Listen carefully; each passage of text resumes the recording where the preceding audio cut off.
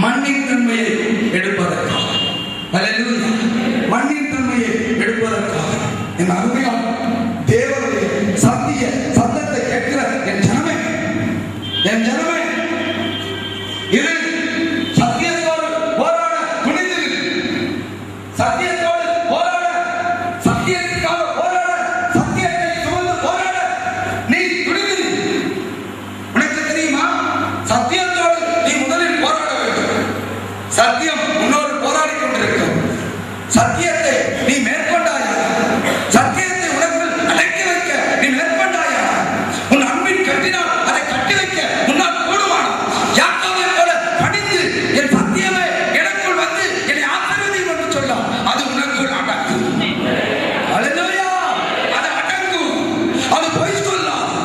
மனமாற அந்த காலை மனுபுத்திரன் அல்ல, பொய் சொல்ல ஒரு மனுஷன் அல்ல.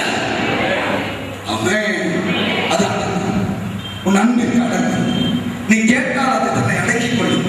உனக்குள் அடங்கும். அல்லேலூயா.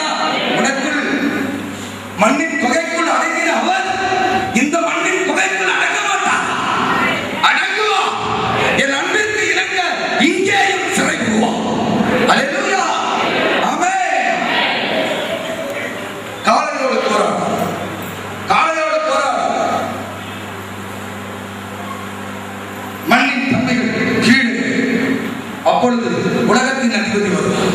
உலகத்தின் அதிபதி வருவார்.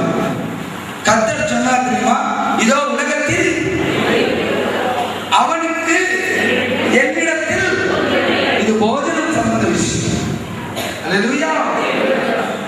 உலகத்தில் நிறைய பேர் சொல்லுவாங்க, உலகத்தின் அதிபதி வருகிறான், அவனுக்கு என்னிடத்தில் ஒன்றுமில்லை. கர்த்தர் சொன்னது பாவம் இல்லைன்னு சொல்றாரு. இல்லை இல்லை இல்லை இல்லை, அவர் பாவம் இல்லாத பரிசுத்தர் என்று நமக்கும் வேண்டுமானால் கிறிஸ்தவ உலகத்துக்கு வேண்டுமானால் தெரியாமல் இருக்கலாம். அவன் அவரை நன்றாக அறிந்தார். கிறிஸ்துவிடத்தில் பாவத்தை தேடுகிற அடிமுட்டாள் இல்லையா? ஏன் வந்தான் தெரியுமா? போஜனம். இவர் மண்ணிலே பிறந்திருக்கிறார். மண் அவருடைய மேலே இயேசுக்கு